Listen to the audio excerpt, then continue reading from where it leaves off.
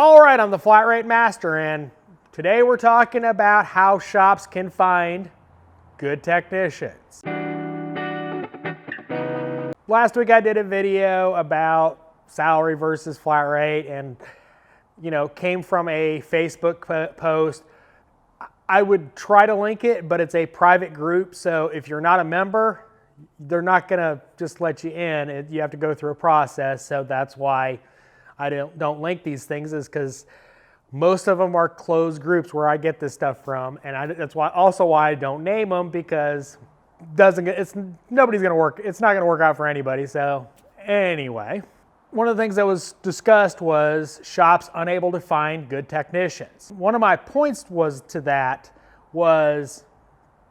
pay good, you'll find good technicians, and I firmly believe that. Keep in mind, a lot of the technicians out there, and I'm going to use the air quotes, technicians suck. They do. A lot of people in various industries suck at their job. They might be slow, they might have a lot of comebacks, they might not know a 12-volt circuit from a 5-volt circuit, they might not be able to diagnose a sandwich. And unfortunately, that is a sad part of our industry. Is a lot of the industry, sucks. I'm not going to cast shade, but you got the technicians out there that are straight up ripping off customers. Yes, it happens. I admit it happens. It sucks every time it happens. You've got, on the other side of it, the technicians that aren't ripping customers off per se. They just suck at their job. The example the other week of me fixing a car in the parking lot because at another shop quoted $6,000 to fix it and it was a $100 fuse. That's too common in this industry.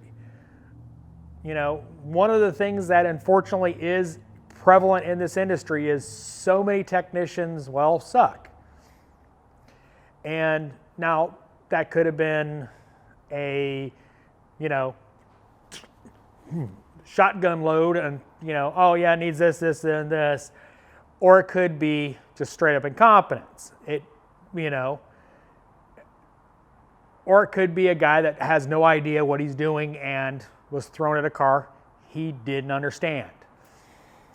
To give a example, I've got a Jeep Grand Cherokee in my bay and stalled out, and we've got a new technician, Aaron, in the shop, and he was available. I'm like, all right, see what you can do with this.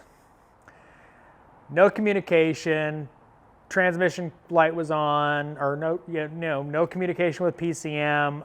He, goes, never mind, I'll take this one. And I wound up diagnosing it and fixing it and all that kind of good stuff, but he had been left to his own devices, it probably would not have gone well.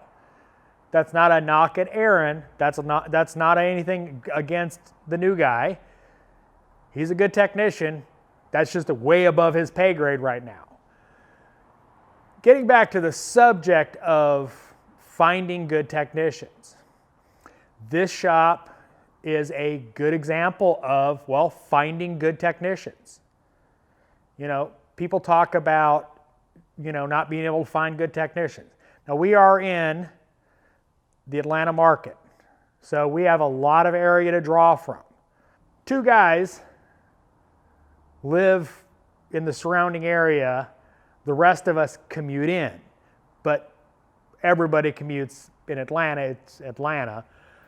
One of the things we've done is we've kind of figured out a somewhat good way of hiring technicians.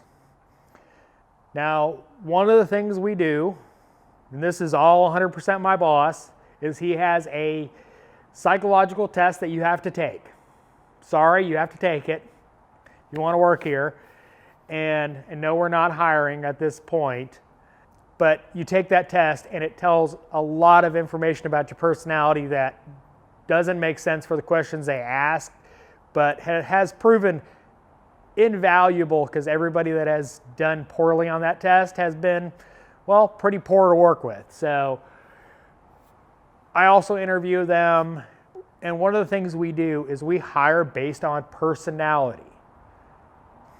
Not on, we hire people that are willing to work, willing to learn, willing to grow, willing to get training, willing to not be a D-bag, and, we hire technicians that, well, honestly, I can help grow as a technician.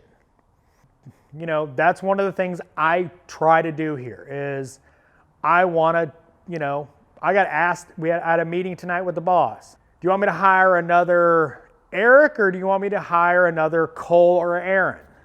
And my answer was a Cole or Aaron. So I can grow them as technicians. I've said it many times and I'll say it in this video. I'm always trying to train my replacement. That's what I strive to do in this shop, is I want every guy that comes into this shop to be a better technician than when they started. I want them to grow as a technician, to learn, and I've gotten to see that. I've gotten to see Bam Bam come from not knocking him, but a, hammer wielding heavy line tech to a true diagnostician. He's now the shop foreman downstairs. I've grown him from that to that, which is pretty cool. Don't get me wrong. He's not a stupid guy. He's a very smart guy. He loves his job and he wants to learn. So he had a lot of the base stuff that he needed, but he just needed help to take it to the next level. And I proudly get to say I helped him get to the next level. Same with guys like Cole, Daniel, coming in and teaching them stuff so they grow as technicians. You want to get the best technicians you can find? Well, you grow them. You don't find them. You find a kid with a good work ethic and you train them. You improve their skills to the point where, oh, they're a technician that you want to pay more to. They're a technician that you want to keep. So if you're smart, you will keep them. In 6.5 years, we're currently at 32 employees, which is minuscule for a shop for 6.5 years. I know shops that have that much turnover in a year, in 6.5 years, and that's service writers, everybody. We've only had 32 actual employees. Well, not counting porters. That's service writers, the boss, me, technicians, and the rest, the service writers. We've only had 32, 32. It comes down to you need to find good talent and grow them and pay them. That's how you get really good technicians. If you're not willing to train them, if you're not willing to grow them, well, get ready to sift through a lot of resumes. My boss showed me his spreadsheet for technicians that have applied here.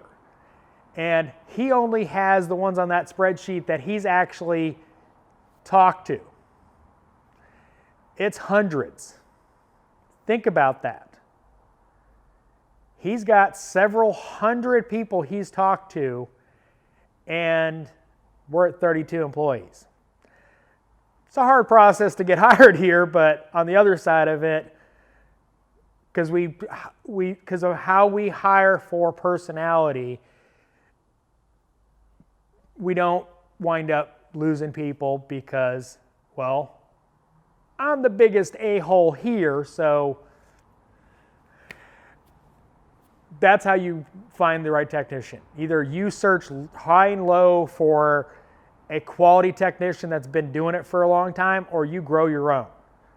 That's the two processes. That's it. And also, whichever one it is, you need to pay them well. You need, you know, you don't pay a technician well, I don't care how good, I don't, you know, if you, you know, and that's the thing, just a side note on growing your own technician. You need to, well, pay them more and more as their skills grow, because that's how you lose technicians that you groom like that, is you don't pay them. You've got him doing engine transmissions and heavy diagnostics, and you're barely paying him above what the GS makes, and you wonder why you can't find good techs. And that's the key. You know, I talk about finding good technicians, but the other side of it is, well, you have to pay well. You know, you can't just, you know, throw a couple bucks at somebody and expect to get top talent. You know, you've got to pay. So, as always, thanks for watching. I am the Flat Rate Master.